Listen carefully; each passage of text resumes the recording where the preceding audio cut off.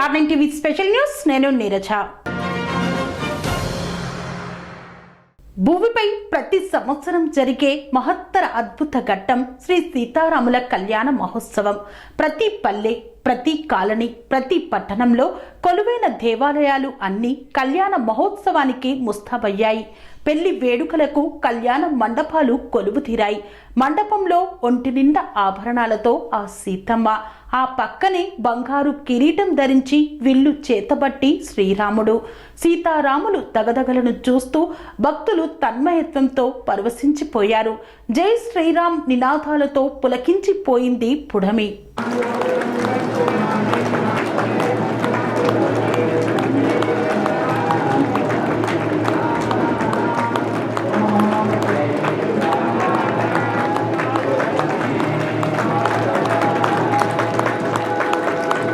సీతారాముల కళ్యాణ ఘట్టం పూర్తయిన తర్వాత స్వామివారి శోభయాత్రను వైభవంగా జరపడం ఆనవాయితీ. ఈసారి శోభయాత్రలు కన్నుల పండుగగా నిర్వహించారు. గోషామహల్ ఎమ్మెల్యే రాజాసింగ్ చేపట్టిన శోభయాత్ర చరిత్రలో నిలిచిపోయేలా సాగింది. ధూల్పేట ప్రాంతమంతా రామనామ స్మరణతో మారుమ్రోగింది. కాషాయ వనంలా మారింది. జై శ్రీరామ్ నినాదాలు ఆకాశాన్ని అంటాయి. భక్తుల నామ స్మరణల మధ్య కోదండరాముని శోభయాత్ర ప్రతి హిందువు రోమాలు నిక్కబొడిచి హృదయం ఉప్పొంగేలా సాగింది. భక్త సంద్రంగా మారిన ధూల్పేట వీధులు, శోభయాత్రను చూసి తరించేందుకు తరలి వచ్చిన హిందూ బంధువులు.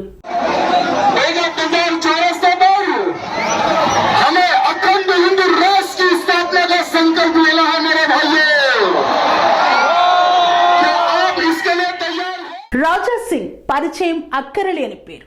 ఆయన ప్రతి మాట ఒక తూట. హిందుత్వం కోసం, ప్రాణత్యాగం కోసమైనా సిద్ధమంటూ ఘాటు వ్యాఖ్యలు చేసిన ఆయన తరచు వివాదాల్లో చిక్కుకుంటూ జైలుకు సైతం వెళ్లారు. రాజాసింగ్ను బీజేపీ పార్టీ నుండి తొలగించింది. ఆ తర్వాత అసలు జైలు నుండి విడుదల అవుతారో లేదో అనుకుంటున్న నేపథ్యంలో బెయిల్పై విడుదల అయ్యారు రాజాసింగ్. రాజాసింగ్కు రామనవమి శోభయాత్రకు అవినాభావ సంబంధం ఉంది. గోషామహల్, ధూల్పేట వీధుల్లో ఈసారి రాజాసింగ్ శోభయాత్ర తీయడం కష్టమే అనుకున్నారు అంతా. కానీ రాజాసింగ్ శ్రీరామనవమి సందర్భంగా తీసిన శోభయాత్ర కని విని ఎరగని రీతిలో చరిత్రలో నిలిచిపోయే విధంగా సాగింది.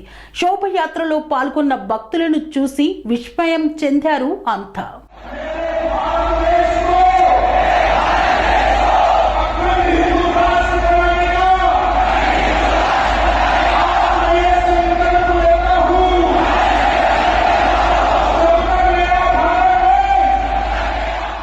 రాముని శోభయాత్రలో రాజాసింగ్ చేసిన వ్యాఖ్యలు సంచలనమే సృష్టించాయి.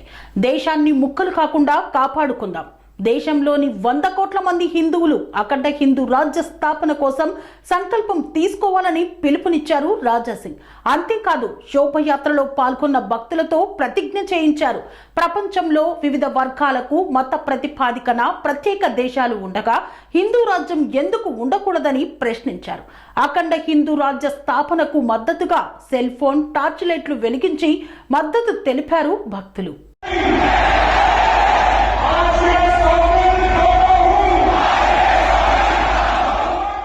రాజాసింగ్ శ్రీరామనవమి సందర్భంగా నిర్వహించిన శోభయాత్రలో గాడ్సే ఫోటోను ప్రదర్శించడం కలకలం రేపింది.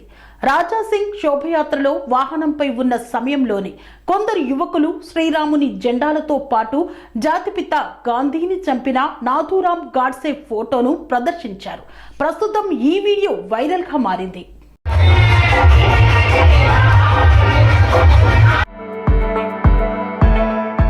సీతారాంబాగ్ ఆలయం బోయగూడ కమాన్ నుండి మంగల్హట్ పోలీస్ స్టేషన్ రోడ్, జాలి హనుమాన్, ధూల్పేట, పురాణాపుల్, జూమేరాత్ బజార్, చూడి బజార్, బేగం బజార్, ఛత్రి, బర్తన్ బజార్, సిద్ధంబర్ బజార్, మసీద్, శంకర్ షేర్ హోటల్, గౌలిగూడ కమాన్, గురుద్వారా, పుత్లీభౌలి చౌరస్తా, కోటి ఆంధ్ర బ్యాంకు మీదుగా సుల్తాన్ బజార్లోని హనుమాన్ వ్యాయామశాలకు యాత్ర చేరుకుంది.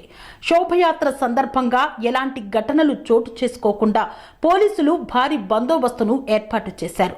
దాదాపు 2000 మందితో గట్టి బందోబస్తు నిర్వహించారు. టాస్క్ ఫోర్స్ ఆక్టోపస్ బలగాలతో శోభయాత్రపై నిఘా పెట్టారు. డ్రోన్ కెమెరాల ద్వారా కమాండ్ కంట్రోల్ సెంటర్ నుండి ఈ యాత్రను పోలీసులు పర్యవేక్షించారు. మహిళల భద్రత కోసం షీ టీమ్స్ కూడా ఏర్పాటు చేశారు. అలాగే సమస్యాత్మక ప్రాంతాల్లో పోలీసులు గట్టి నిఘా ఏర్పాటు చేశారు.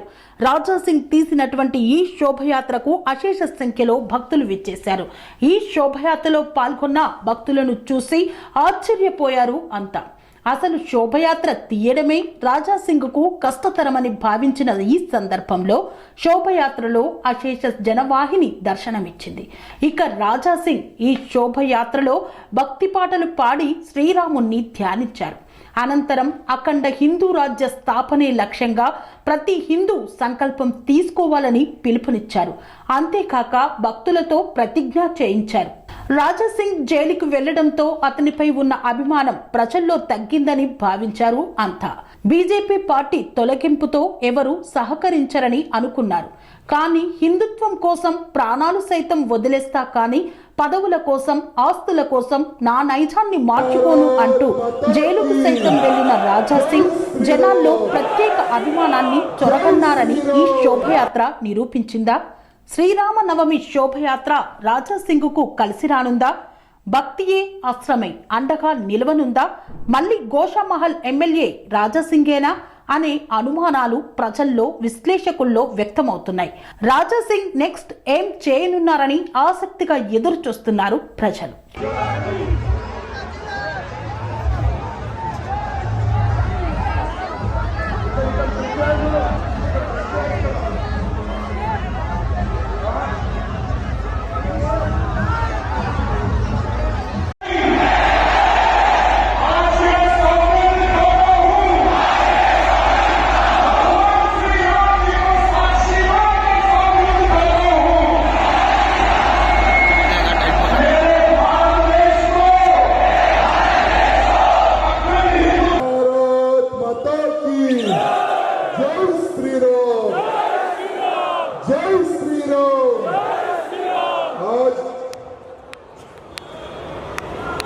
इतना बड़ा दिन है हम हिंदुओं के लिए। हर हिंदू झूम रहा है, हर हिंदू गा रहा है, जय श्री राम का नारा ले रहा है, क्योंकि आज हमारे भगवान श्री रामचंद्र जी का जन्म हुआ। सिर्फ तेलंगाना नहीं, पूरे भारत में आज के दिन बहुत बड़े बड़े सभाएं और बहुत बड़ी बड़ी रैलियां निकल रही है, झूम रहे हैं और नाच रहे हैं हमारे राम भक्त। बंगाल जैसे एरिया में, केरला जैसे एरिया में हिंदुओं ने तलवार उठाई और कहा आज हमारे रामचंद्र जी का जन्म हुआ, हमें कोई रोक नहीं सकता खुशी मनाने में। अगर सरकार में दम है तो रोक कर बताए, ये केरला का हिंदू कह रहा है, ये बंगाल का हिंदू कह रहा है। मेरे भाइयों, आज मैं आपको बंगाल की बात बताऊंगा तो वहां पर जो भी हिंदुत्व का कार्य करता है तो उसको मार दिया जाता है। केरला में कोई भी हिंदुत्व के प्रति कार्य करता है तो उसे मार दिया जाता है।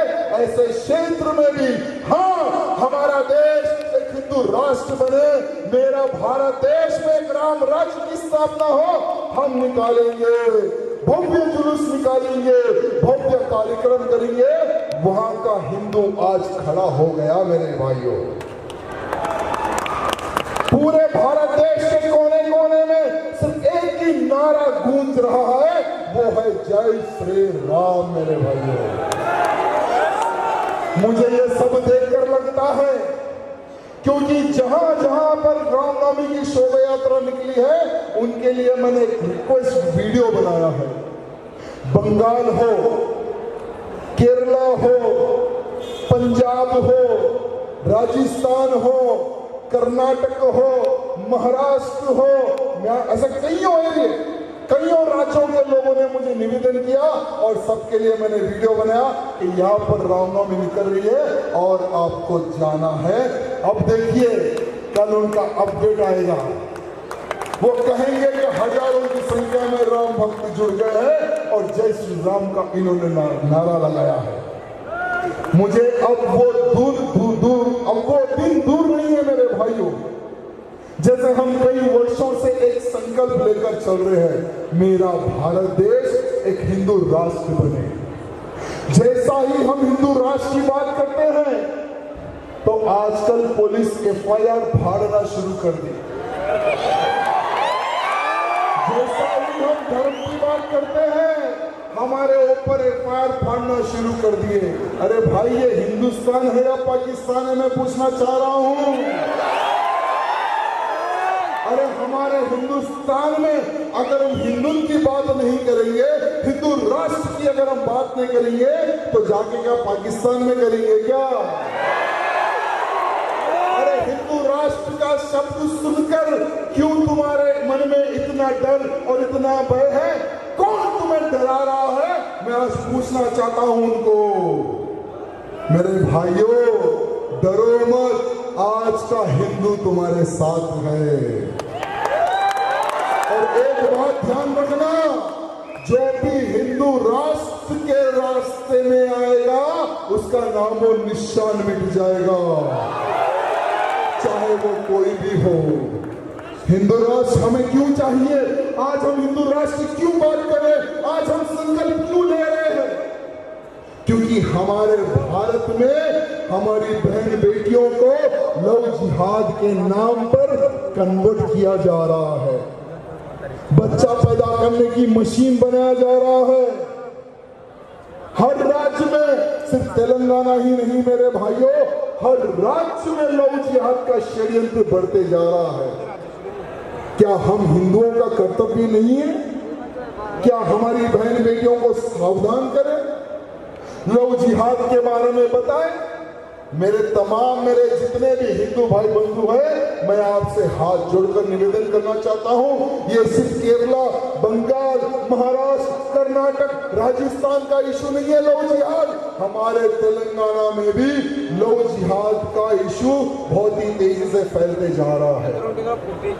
हमारी बहन बेटियों को टारगेट करके फंसाया जा रहा है मेरे भाइयों। एक मुंबई से हमारी एक बहन को उठाते हैं, दिल्ली में उसके टुकड़े कर देते हैं। अगर वो नहीं मानती है, बच्चा पैदा करने की मशीन वो नहीं बनती है, तो उसको 36 टुकड़ों में बांट दिया जाता है। क्या हम हमारी बहन बेटियों को बोलने का हमारा कर्तव्य है या नहीं, मैं पूछना चाहता हूं। क्या लव जिहादियों को रोकना हमारा कर्तव्य है या नहीं, मैं पूछना चाहता हूं। तो मैं आप सबसे निवेदन करना चाहता हूं, पहले तो अपने आप को बदलो, अपने आप को बदलो। सिर्फ हिंदू की बात करो, कास्टिज्म की बात मत करो मेरे भाइयों। अगर किसी हिंदू को कुछ परेशानी आ जाए, लव जिहाद का अगर कोई इशू आपके सामने आ जाए, ये मत देखो क्या वो रेड्डी है या गौड़ है, वो मुदिराज है या वो है, वो सिंह है या राजपूत है, वो कौन है ये मत देखो। अगर वो हिंदू है तो उसके साथ जाकर खड़े हो जाओ, तो उसकी ताकत बढ़ेगी। और हमारी बहन बेटी को जो लोगों ने फंसा लिया है लव जिहाद के नाम पर, हमारी ताकत से, हिंदुओं के संगठन से हम वो बहन को वापस ला सकते हैं मेरे भाइयों, क्योंकि हिंदुओं में वो शक्ति है, संगठन में वो शक्ति है मेरे भाइयों। इसलिए मैं आप सबसे निवेदन करना चाहता हूं, इसलिए हमें हिंदू राष्ट्र चाहिए इन लव जिहादों को मार भगाने के लिए। एक तरफ लव जिहाद के नाम पर हमारी बहन बेटियों को कन्वर्ट किया जाता है, दूसरी तरफ धर्मांतरण, जहां देखो वहां पर धर्मांतरण। जो भी गरीब घर का दिखता है व्यक्ति, उसका धर्मांतरण किया जा रहा है। हॉस्पिटल में इनका जाल, झोपड़पट्टियों में इनका जाल, गांव में इनका जाल, छोटे छोटे गांवों में इनका जाल। अगर आप देखेंगे तो हर चौराहे पर, हर कचरा कुंडी में, हर नाले में, आज हम जय श्री राम बोलते हैं ना, वो राम की फोटो उस कचरा कुंडी में, नाले में पड़ी मिल रही है मेरे भाइयों। दुर्गा माता की फोटो पड़ी मिल रही है। क्यों? क्योंकि ये जो कन्वर्ट जो करते हैं, ये लोग हमारे देवी देवताओं को राक्षस कहते हैं। अगर इसी प्रकार से कन्वर्शन हिंदू होते रहा एक समय ऐसा आएगा, मंदिर रहेगी लेकिन मंदिर में पुजारी नहीं रहेगा मेरे भाइयों, ना ही पूजा करने वाला रहेगा। आप सबसे निवेदन करना चाहूंगा कि हमें हिंदू राष्ट्र, ऐसे लोगों को सबक सिखाने के लिए हमें हिंदू राष्ट्र चाहिए। इसलिए अब हमारे भारत देश को हिंदू राष्ट्र के लिए हम डिमांड कर रहे हैं। आज हमारे भारत देश में अनेकों प्रकार का षड्यंत्र चल रहा है मेरे भाइयों। आपको और एक षड्यंत्र के बारे में बताना चाहूंगा। यहाँ पर बहुत सारे मेरे गरीब भाई बंधु हैं जो घर के लिए सामान खरीदने जाते हैं, कोई भी किराना दुकान में जाते हैं, कोई भी मॉल में जाते हैं। आप ये नहीं देखते कि जो सामान है हम जो खरीद रहे हैं, क्या वो पूरा पैसा हमारे भारत देश के विकास में जा रहा है या भारत में बम फोड़ने वालों को जा रहा है? आप लोगों को ये ज्ञान नहीं है मेरे भाई। हमारे भारत में एक हलाल नाम का एक सर्टिफिकेट आ गया। अगर हम तीली खरीदते हैं, अगर हम शक्कर खरीदते हैं, अगर हम चावल खरीदते हैं, अगर हम हल्दीराम का कोई प्रोडक्ट खरीदते हैं, अगर हम हिमालय का कोई प्रोडक्ट खरीदते हैं, तो हर एक व्यक्ति ने हलाल सर्टिफिकेट लेकर, हलाल का सिंबल लगाकर वही प्रोडक्ट हमें बेच रहा है। ये हलाल क्या है? कौन है ये लोग? जमीयत उलमाए हिंद, जमीयत उलमाए महाराष्ट्र, हलाल सर्टिफिकेशन इंडिया, ये ऐसे ऑर्गेनाइजेशन है जो हलाल सर्टिफिकेट यानी हलाल का निर्माण करके सर्टिफिकेट बेच रहे हैं। जो भी वो सर्टिफिकेट लेगा उसका प्रोडक्ट इस्लामिक कंट्रीज में बिकेगा। बेचो यार, तुम्हारे इस्लामिक कंट्रीज में बेचो। हमें हमें अखंड हिंदू राष्ट्र की स्थापना का संकल्प लेना है मेरे भाइयों। क्या आप इसके लिए तैयार हो? क्या आप इसके लिए तैयार हो? क्या आप इसके लिए तैयार हो मेरे भाइयों? आज हमारे भारत में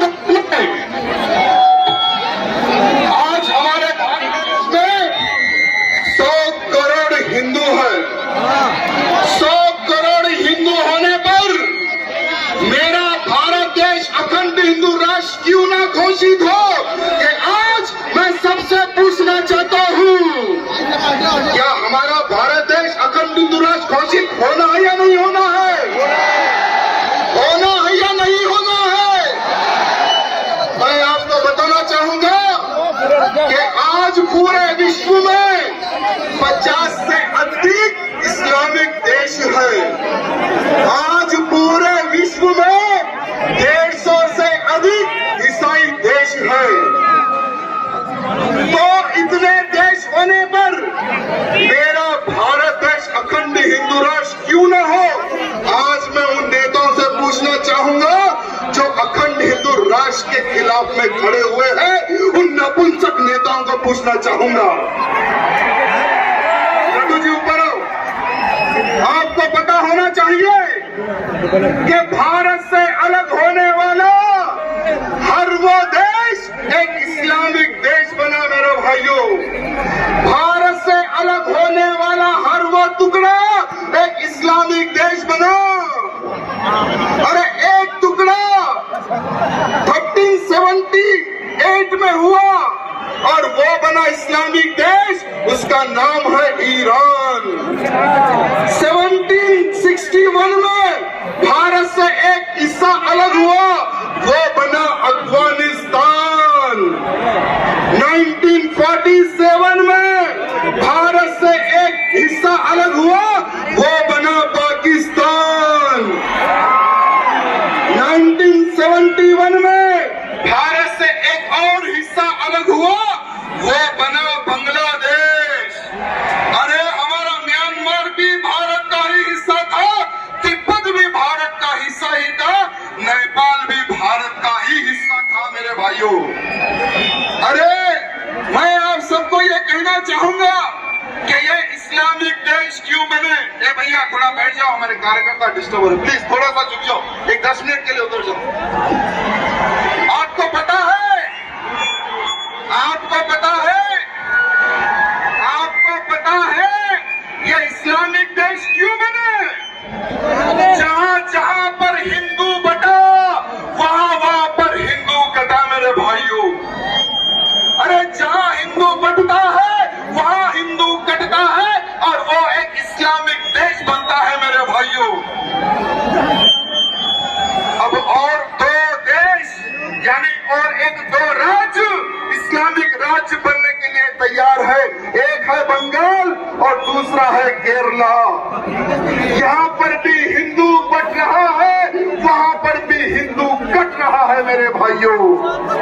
क्योंकि आज हिंदुओं में संगठन की कमी है, आज हिंदुओं में संगठन की कमी है मेरे भाइयों। हम लोग जातिवाद में बढ़ जाते हैं, पार्टीवाद में बढ़ जाते हैं। हिंदुत्व के प्रति जब संगठित होने का समय आता है तो कोई भी खड़े नहीं होता। ये दुर्भाग्य की बात। लेकिन मैं आप सबको बताना चाहूंगा कि भले ही कितने लोग भी हिंदुत्व का और हिंदू राष्ट्र का विरोध करे, हिंदू राष्ट्र बन के ही रहेगा। कोई ताकत इसे रोक नहीं पाएगी मेरे भाइयों। हिंदू राष्ट्र बनेगा ना। अरे आज हम हिंदू राष्ट्र की बात करते हैं तो चलेगा, लेकिन आज साधु संत भी हिंदू राष्ट्र की बात कर रहे हैं मेरे भाइयों। बागेश्वर धाम के महंत वीरेंद्र आज डंके की चोट पर आवाज उठा रहे हैं कि हाँ, मेरा भारत देश अखंड हिंदू राष्ट्र बनेगा। ये कोई ताकत रोक नहीं सकेगी, कोई सेकुलरिज्म रोक नहीं सकेगी, कोई नेता रोक नहीं सकेगा। अरे वो दिन चले गए जब नेता हिंदुत्व के खिलाफ काम करते थे, हिंदुत्व को रोकते थे।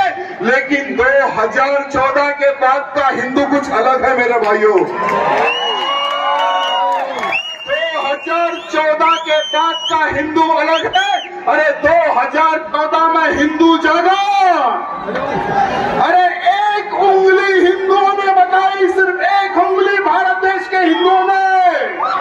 अरे भारत देश के हिंदुओं ने एक उंगली बताई, हमारा भगवा प्रधानमंत्री बन गया मेरे भाइयों। अरे देश का प्रधानमंत्री एक भगवाधारी बन गया अपने भाइयों। आपको विश्वास है नहीं है? आपको विश्वास है ना? अरे जब एक उंगली उठाने पर, अरे एक उंगली उठाने पर जब हम सत्ता बदल सकते हैं, भगवाधारी प्रधानमंत्री जब हम खड़े कर सकते हैं, तो सोचो अगर हम पंजा उठाएंगे, अगर हम मुट्ठी बनकर पंजा उठाएंगे तो भारत देश हिंदू राष्ट्र बनेगा या नहीं बनेगा? मैं आप सबसे पूछना चाहता हूँ, बनेगा ना? अरे हमारे साधु संतों ने तो एक बड़ी रचना भी प्रारंभ कर दी कि हमारा हिंदू राष्ट्र कैसा होगा। अरे हमारा हिंदू राष्ट्र कैसा होगा, ये चर्चा भी प्लानिंग हो गई और इसका संविधान भी बनना प्रारंभ हो गया मेरे भाइयों। मैं आपको बताना चाहूंगा, हमारा हिंदू राष्ट्र भारत में हमारी जो राजधानी होगी वो दिल्ली नहीं होगी मेरे भाइयों। ये मैं नहीं, साधु संत कह रहे हैं हमारी जो राजधानी होगी वो दिल्ली नहीं होगी। हमारी जो राजधानी होगी काशी, मथुरा या अयोध्या होगी। अरे हमारे हिंदू राष्ट्र भारत में किसानों को हर प्रकार की सुविधा दी जाएगी मेरे भाइयों। पूरा का पूरा टैक्स फ्री किसान होगा मेरे भाइयों। हमारे हिंदू राष्ट्र में हमारे दो वालों को ही वोट का अधिकार दिया जाएगा। हम 5 हमारे 50 वालों को वोट का अधिकार नहीं दिया जाएगा। अरे हमारे हिंदू राष्ट्र का जो संविधान होगा उसका फ्रंट पेज में अखंड हिंदू राष्ट्र की तस्वीर होगी मेरे भाइयों, अखंड हिंदू राष्ट्र की तस्वीर होगी। साथ ही साथ मैं आपको बताना चाहूंगा, हमारे हिंदू राष्ट्र भारत में नहीं होगी। हमारे भारत हिंदू राष्ट्र में गौ हत्या नहीं होगी, लैंड जिहाद नहीं होगा, धर्मांतरण भी नहीं होगा मेरे भाइयों। और जो भी लांडा लौ जिहाद करेगा, अगर हमारी बहन बेटियों को टारगेट करेगा, उनको भारत देश से बाहर हकाला जाएगा मेरे भाइयों। और उनको ऐसे ही हकाला नहीं जाएगा, वो आगे कटे हुए हैं ना, उनका पूरा कांड कर दिखाया जाएगा। मैं आज सबसे यही निवेदन करना चाहूंगा कि आप संकल्प लेने के लिए तैयार हो, तो जितने मेरे भाई बंधुओं के हाथ में फोन है, अपने फोन की टॉर्च लाइट ऑन कर दो। अरे उन सेक्युलरों को पता चले कि बेगम बाजार में, भाग्यनगर में हिंदू राष्ट्र की स्थापना के लिए हजारों की संख्या में नौजवानों ने, हिंदू वीरों ने शपथ ली है अखंड हिंदू राष्ट्र की। मैं आप सबसे निवेदन करना चाहूंगा, आप सबको हाथ आगे करना है, आप सबको शपथ लेना है। मैं बोलूंगा जो वही आपको बोलना है मेरे भाइयों। मैं आपका नाम बोलना है, मैं राजा सिंह। आप राजा सिंह को नहीं होंगे, मेरा नाम दूंगा, आप आपका नाम लीजिए। मैं राजा सिंह आज ये सौगंध खाता हूँ, भगवान श्री राम जी को साक्षी मानकर सौगंध खाता हूँ। मेरे भारत देश को अखंड हिंदू राष्ट्र बनाने का आज मैं यह संकल्प लेता हूँ। जब तक मेरा भारत देश